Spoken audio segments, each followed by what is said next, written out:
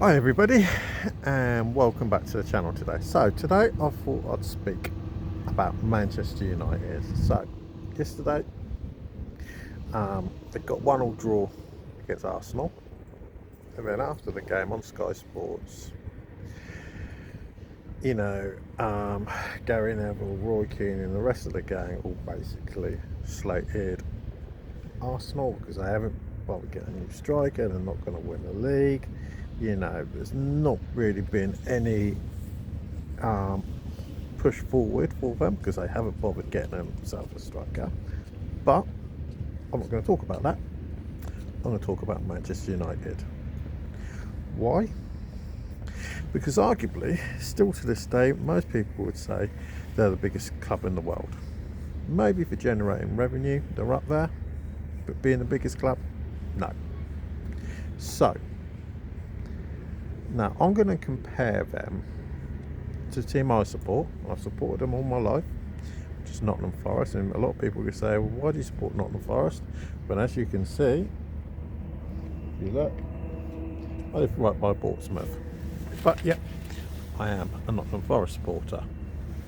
Okay, so the way I look at it is, why are they doing so badly this season? And a lot of people would say, well, and historically you would say, well, it starts from the top.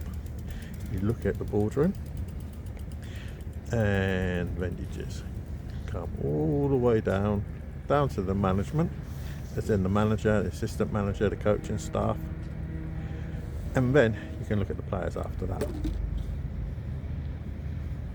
But is that relevant? Is that really relevant? Because they've been doing that for what? Last decade? Just saying, oh, it's because of the hierarchy, people that own it, CEOs, managing directors, all this type of thing. Blaming that for a decade. But eventually, and this is my view, the players have got to take accountability. Because let's not get away from it. Man United currently, I believe, if I remember rightly, they're 15th in the league. I can't remember the last time Man United in my lifetime were 15th in the league.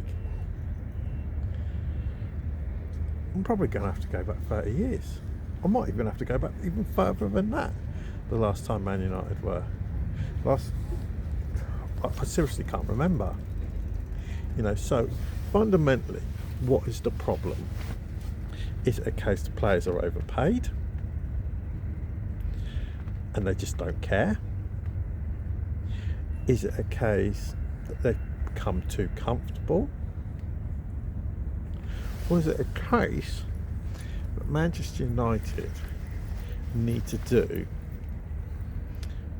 what they once did before, when they had the likes of David Beckham coming through, Ryan Giggs, Nicky Butt, the Neville brothers, and the rest of them that came through, where they concentrated on youth rather than spending out astronomical amounts of money. Actually get players coming through your youth system who are potentially going to be good enough. They may not be good enough straight away. You could take a look at Man City with their flying winger. He wasn't good enough straight away, but they kept him in the background, got him training with the senior pros, and obviously eventually he became good enough. And they've had a few players like that. Cole Palmer going to Chelsea, classic example. Admittedly, they sold him. They probably shouldn't have sold him. Probably should have kept him, especially with the problems they got at the moment. So, is it a case that's what Manchester United need to do? They need to take a step back, get rid a lot of the players, even if they're going to lose astronomical amounts of money, which they probably would, pay them off if need be, get them the hell out of the club. Because at the end of the day, some of them, absolute poison. Marcus Rashford is a classic example. I can't actually remember ever watching a Man United game in the last 3 years where I could say he actually cares.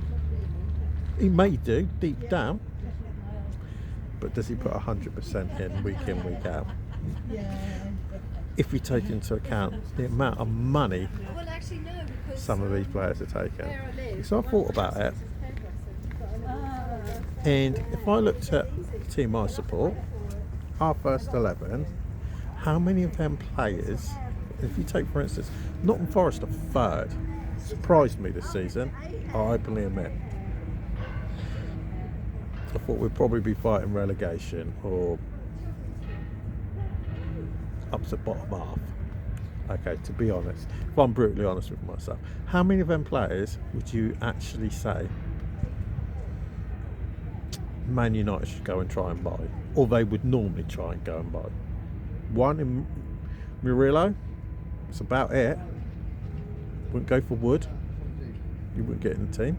I doubt it. Well, he might do at the moment. Scores more goals than Man United strikers.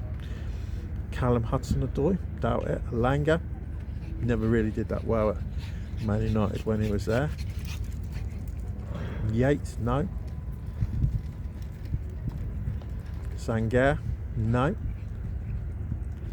Either of our fullbacks, I very much doubt it. A goalkeeper, okay, yeah, maybe. He probably, I think a lot of Man United players might swap our goalkeeper for theirs at the moment, or what his past track record has been. So, let us know what you think Man United need to do to actually improve it, because to be honest, they're an absolute embarrassment. They've got to do something to change it. And I actually feel sorry for the manager. Now, will he actually make it to the end of the season without getting sacked? And if he does, I can't see him having much longer after the summer if it doesn't improve. Because this, to be honest, it hasn't improved. Yeah, he's got the problem, he's still got the old players, but he needs a complete overhaul of that team. Complete overhaul. I can't see many of them players realistically being there. They probably will be, because they're on big money and people aren't going to just take them. So let us know in the comments down below what you think Man United actually need to do. You can be as brutal as you like. Okay, so let us know in the comments down below. But for now, thanks for watching, and I'll speak to you again a bit later.